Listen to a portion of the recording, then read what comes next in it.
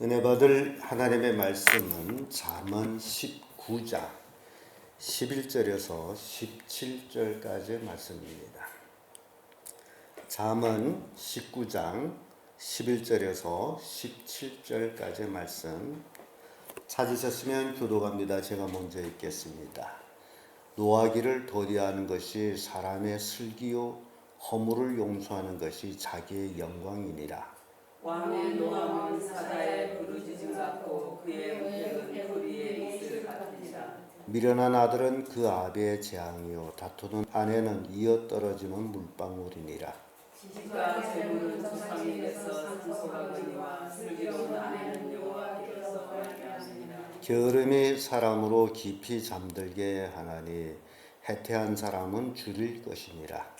계명을 지키는 자는 자기의 영혼을 지키니와 자기에게 상하지 아니하는 자는 죽으리라. 가난한 자를 불쌍히 여기는 것은 여호와께 구이는 것이니 그 선행을 갚아 주리시리라. 아멘.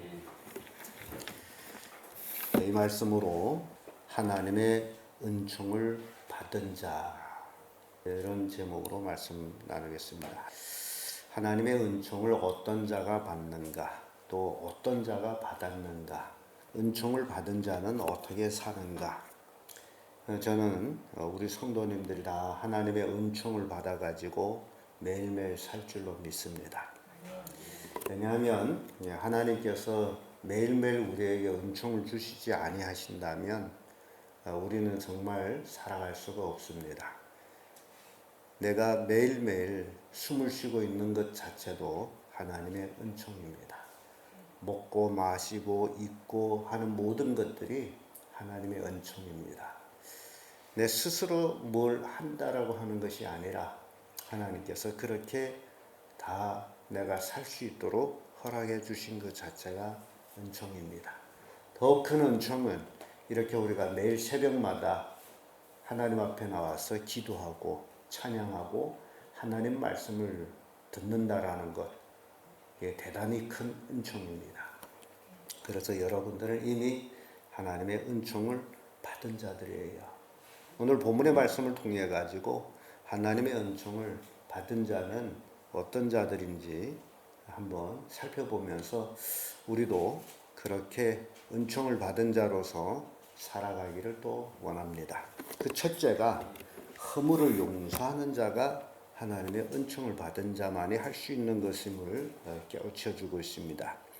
11절에서 12절의 말씀인데 노하기를 도리하는 것이 사람의 슬기요 허물을 용서하는 것이 자기의 영광이니라. 왕의 노함은 사자의 부르짐 같고 그의 은택은 풀 위의 이슬 같으니라 라는 말씀 나옵니다. 우리는 사람들이 자기한테 잘못한 일에 대해서 참 용서를 못하고 있습니다.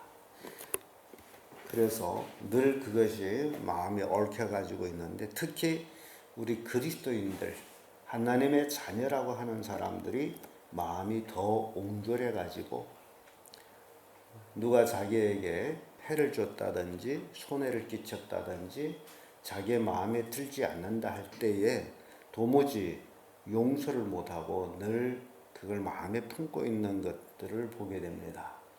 오히려 믿지 않는 사람들은 서로 낯을 불키고 불미스러운 일이 있을 때에 친구끼리 하면 야, 술 한잔 먹고 풀자. 그렇게 푸는데 그리스도인들은 술을 안 먹어 그런지 풀지를 못해가지고 늘 꽁하게 품고 있는데 오늘 본문의 말씀을 통해 가지고 어떤 얽히고 설킨 게 있다 할지라도 용서하는 그런 삶을 사시길 바랍니다. 왜냐하면 하나님의 은총을 받은 자가 바로 그렇게 용서를 하는 자들이기 때문이에요. 보세요. 노하기를 더디하는 것이 사람의 슬기요라고 하면서 허물을 용서하는 것이 누구의 영광이라 그러죠? 자기의 영광이라는 거예요. 그러니까 내 영광 위해서 용서해 주는 것이다. 용서할 수 있는 내 영광이 되는데 용서하지 못함으로 영광을 잃어버린단 말이에요. 잠언 14장 29절에도 노하기를 더디하는 자는 크게 명철하여도 마음이 조급한 자는 어리석음을 나타내느니라. 또 잠언 10장 12절에도 미움은 다툼을 일으켜도 사랑은 모든 허물을 가리우느니라고 말씀합니다. 그래서 용서 못하는 것 미워하기 때문이다라는 것을 이제 보게 됩니다. 사랑하게 되면 미움조차도 보이지 않게 된다라는 거죠. 허물이 가려워지기 때문에. 그래서 하나님의 은총을 받은 자, 바로 이렇게 허물을 용서하는 자임을 우리에게 보여주고 있습니다. 잠언 17장 9절에도 허물을 덮어주는 자는 사랑을 구하는 자요, 그것을 거듭 말하는 자는 친한 것을 이간하는 자니라고 말씀합니다. 허물은 덮어주고 용서하는 것이지 거듭 말하는 것이 아니다라는 거죠. 그래서 하나님의 은총을 받은 자들은 바로 이렇게 허물을 덮어서 용서해 주는 자들이다. 왜냐하면 보세요. 우리가 허물이 있어요, 없어요? 있죠. 우리 죄 있어요, 없어요? 있습니다. 우리는 하나님 앞에 적나라하게 드러날 자들인데, 하나님이 우리의 허물을 보시고 우리의 죄악을 보신다면 우리는 갈 곳이 딱 하나 있습니다. 어디예요? 지옥입니다. 그런데 예수 그리스도의 십자가 보혈로 하나님께서 우리의 허물과 죄를 다 가려버렸어요. 그래서 우리가 하나님 앞에 내가 이러이러한 죄를 졌나이다 할 때 우리는 하나님 앞에 죄를 자복하고 고백하지만은 하나님 편에서는 언제 그런 일이 있었느냐, 나 기억지 못한다라는 거예요. 그래서 하나님이 전지전능에는 기억지 못하는 거 있어요. 바로 우리의 용서받은 허물, 죄가 하나님께서는 기억지를 안 해요. 그와 같이 우리도 용서했다면 뭘 안 해야 됩니까? 기억을 안 해야 돼. 그게 하나님의 은총을 입은 자들이에요. 그런데 가끔 그 기억 때문에 자꾸 이제 불편해지는 것이 우리의 모습들입니다. 그래서 진정 하나님의 은총을 받은 자라면 기억하라 말라? 네, 기억하지 말라. 용서했으면 기억하지 말라. 하나님께서 동이 서가 먼 것처럼 우리의 허물들, 죄악들을 멀리 옮기셨도다라고 말씀하듯이 우리도 멀리 옮겨버려서 기억을 안 하는 거예요. 이사야 43장 25절에 보면 나는 나를 위하여 내 허물을 도말하는 자니 내 죄를 기억지 아니하리라. 하나님께서는 자기 자신을 위해서 우리 허물을 도말하시는 자신데 그것을 기억지 않겠다. 우리 죄를 기억지 않겠다라고 말씀합니다. 하나님이 내 죄를 기억지 않는데 왜 자꾸 나는 형제의 죄를 기억하고 그거 가지고 그러느냐, 덮어 못 주냐. 하나님이 내 죄를 기억지 아니하고 동이 서가 먼 것처럼 멀리 옮기시고 기억지 아니한다면 우리도 형제의 허물을 용서하고 덮어주고 기억지 아니하는 그런 삶을 사는 자가 하나님의 은총을 받은 자다. 여러분, 이렇게 은총 받은 자가 되기를 바랍니다. 두 번째로 하나님의 은총을 받은 자는요, 오늘 본문의 말씀을 비춰보면 슬기로운 아내를 얻은 자다라고 표현하고 있습니다. 13절에서 14절의 말씀인데 14절의 말씀 보면 이런 말씀이 있죠. 집과 재물은 조상에게서 상속하거니와 슬기로운 아내는 여호와께로서 말미암느니라고 말씀합니다. 슬기로운 아내는 누가 주신 거라고 그러죠? 하나님의 주신 거예요. 우리는 창세기를 보면서 그걸 알 수 있습니다. 처음에 아담이 혼자였죠. 독처하는 것이 하나님 보시기에 좋지 못하다 하면서 아담을 깊이 잠들게 하시고 그 갈비 하나를 취해서 여자를 만들어서 아담에게 이끌어줍니다. 아내는 누가 준 거예요? 하나님이 주신 것이지 아담이 스스로 얻은 것이 아니에요. 그래서 성경에는 하나님이 짝지어 주신 것을 사람이 나누지 못할지니라고 그렇게 말씀합니다. 그래서 이게 슬기로운 아내를 누가 주신 것이다라고 분명히 말씀하셨어요.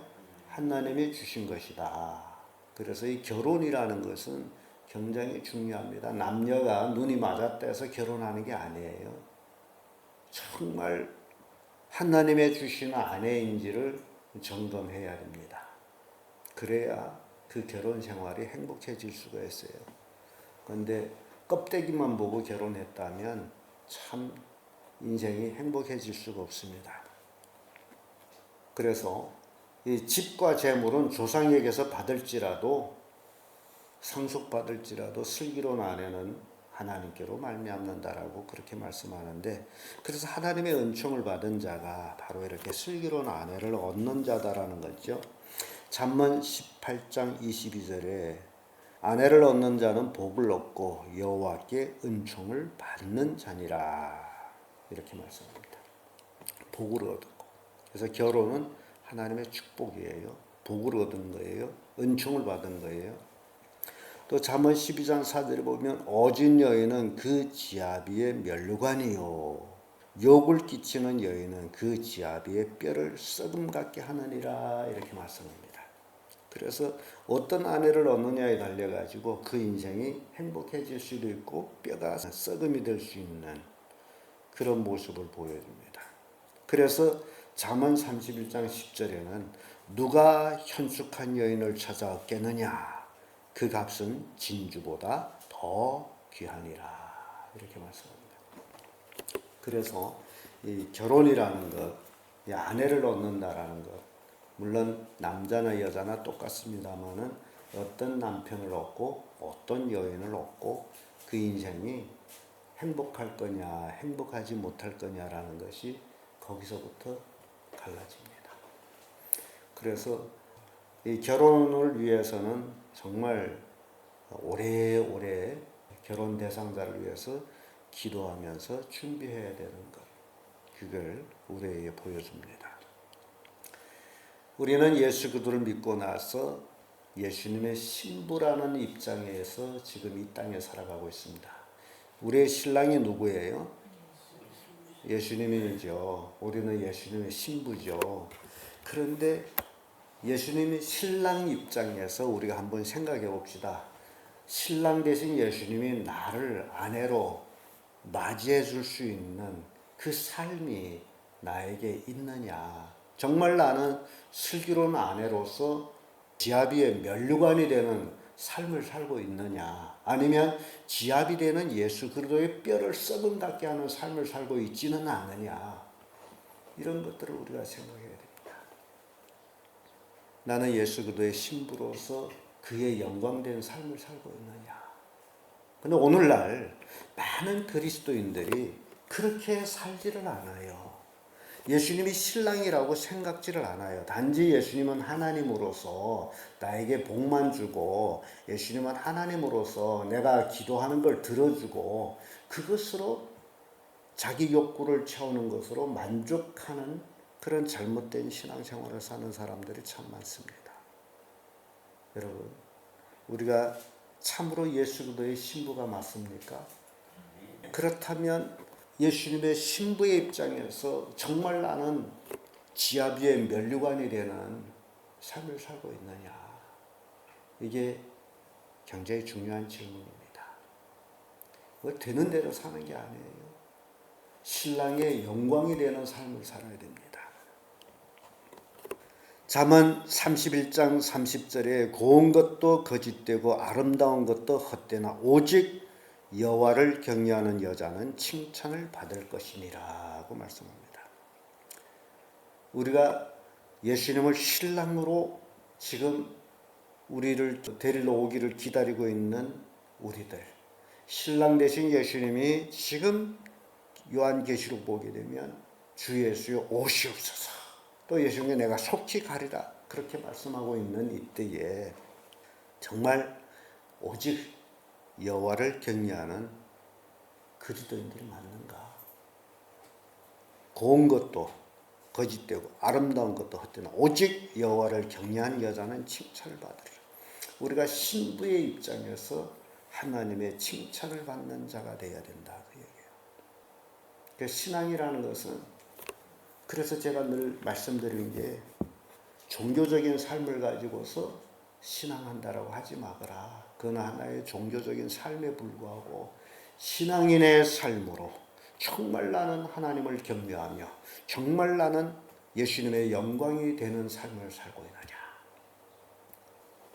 여러분들이 하나님의 은총을 받은 자라면 하나님을 경외하며 예수님의 영광이 되는 귀한 그리스도인의 신부들이 되기를 바랍니다. 끝으로 하나님께 은총을 받은 자는요, 가난한 자를 불쌍히 여기는 자입니다. 15절에서 17절 말씀인데 17절 말씀 보면 이런 말씀이 있죠. 가난한 자를 불쌍히 여기는 것은 여호와께 꾸이는 것이니 그 선행을 갚아주시리라. 우리는 살다 보면 주변에 나보다 가난한 자들이 있음을 보게 됩니다. 그래서 그 가난한 자들을 보면서 업수히 여기는 것이 아니라 하나님께서 내 주변에 이렇게 가난한 자를 붙여주셨으면 쓰면 내가 이런 자들을 불쌍히 여기라고 하나님께서 내 주변에 두셨구나 라고 생각하면서 그런 가난한 자들을 불쌍히 여기고 섬기시기를 바랍니다. 사람들은 내가 가난한 자를 뭘 주려고 해도 있어야 주지요라는 그런 얘기를 하는데 단지 우리는 물질만 가지고 섬기는 게 아니에요. 마음으로도 얼마든지 섬길 수 있는 그런 것들이 있어요. 사랑을 주고 관심을 주고 보살펴주고 할 일들이 참 많습니다. 그래서 이렇게 주변에 있는 가난한 자들을 불쌍히 여기는 그 모든 것들, 그것이 하나님께 꾸이는 것이라 그렇게 말씀해요. 하나님께 꾸어주는 거예요. 하나님은 그 선행을 갚아주신다라고 말씀합니다. 사람한테 꾸어주게 되면 참 받기가 어려운 그런 지금 세대인데 하나님께 꾸어주어서는 받지 못할 것이 없죠. 더불어 더 많이 하나님께서는 갚아주시는데, 그래서 우리가 살아가는 이 세상에 우리 주변에는 이 세상 끝나는 날까지 가난한 자들이 늘 있습니다. 그래서 그들을 불쌍히 여기고 그들을 보살펴 주는 것, 우리가 해야 할 일이라는 거예요. 근데 이 일을 어떤 자들이 하느냐? 오늘 본문의 말씀은 바로 하나님께 은총을 받은 자들이 하는 일이다. 아무나 하는 게 아니에요. 많은 사람들을 이렇게 대하게 되면 어떻게 하나 뭘 얻어 가질까? 그런 마음을 가진 사람들이 참 많아요. 사람을 접근하는 데 있어도 이 사람과 가까이 하게 되면 뭘 얻어 가질 것이 있지 않을까? 그래서 접근하는 사람들도 있습니다. 그런데 이제 우리들은 하나님의 은총을 받은 자로서 내 주변 사람들을 내가 어떻게 하면 도와줄 게 있을까? 그런 생각을 하시길 바랍니다. 하나님이 이 사람을 내 주변에 두셨는데 뭘 하라고 하셨지? 뭘 도와줄 거 있을까? 그걸 찾아가지고 물질 아니라도 우리가 우리의 삶으로 얼마든지 도움을 줄 수 있는 일들이 많아요. 그러면 그 선행을 누가 갚아주신다고요? 하나님께서 갚아주신다. 하나님 보시는 선행이 바로 그거라는 거죠. 하나님이 갚아주신다. 잠언 28장 27절에 가난한 자를 구제하는 자는 궁핍하지 아니하려니와 못 본 채 하는 자에게는 저주가 많으니라. 가난한 자 구제하는 건 우리가 응당해야 할 일인데 그런 자를 구제했더니 궁핍하지 않는다는 거예요. 그래서 성경은 흩어 구제해도 더욱 부하게 되는 일이 있나니 과도히 아껴도 가난하게 될 뿐이다 라고 말씀합니다. 하나님께서는 우리를 아끼라고 우리에게 재물을 주는 게 아니에요. 뭐라고 주는 거죠? 쓰라고 주는 거예요. 그런데 나를 위해서 쓰라는 게 아니고 나의 사치를 위해서 쓰라는 게 아니고 주변에 그렇게 가난한 자들 위해서 쓰는 것, 그게 복이 된다는 겁니다. 궁핍하지 않는다는 거예요. 그래서 궁핍한 삶을 사는 사람들은 도무지 줄 줄을 모르는 사람들. 근데 늘 궁핍해요. 늘 모자예요. 본래 돈은 늘 모자라는 거예요. 남는 거 없습니다. 아무리 많이 가지고 있을지라도 그 사람이 자기의 삶을 기억할 때에 그만한 것들이 또 다 지출이 되어 있어요. 그래서 세상 물질이라는 것은 아무리 많이 가지고 있어도 늘 부족합니다. 그래서 없는 사람과 있는 사람 차이가 그 얘기예요. 없는 사람은 없는 데서 부족하고 있는 사람은 있는 데서 또 부족한 거예요. 그래서 사람들은 그 부족한 것들을 채우기 위해서 매일같이 뭘 해야 됩니까? 돈 벌기 위해서 분투를 해야 돼. 그런데 아무리 벌어도 늘 부족한 거예요. 그런데 하나님의 은총을 받은 자들은 그 부족한 중에서도 남을 구제하고 보살펴줬더니 궁핍하지 않는다라고 성경 말씀하고 있습니다. 수지 맞죠? 누가복음 6장 38절 너무너무 재밌는 말씀이 있습니다. 주라 그리하면 너에게 줄 것이니 곧 후일되어 누르고 흔들어 넘치도록 하여 너에게 안겨주리라. 가난한 자들한테 주었더니 하나님께서 우리에게 흔들어 눌러서 넘쳐나도록 도로 안겨주겠다라고 말씀하고 있습니다. 수지 맞는 거죠. 가난한 자를 불쌍히 여기는 것보다 더 큰 이익이 되는 투자는 없다라는 겁니다. 이해가 됩니까?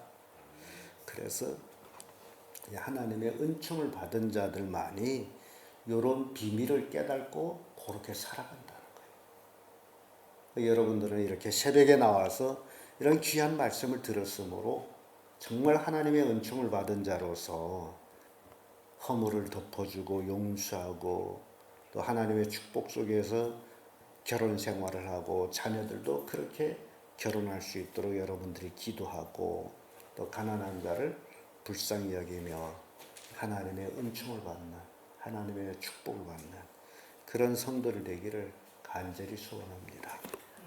기도하겠습니다.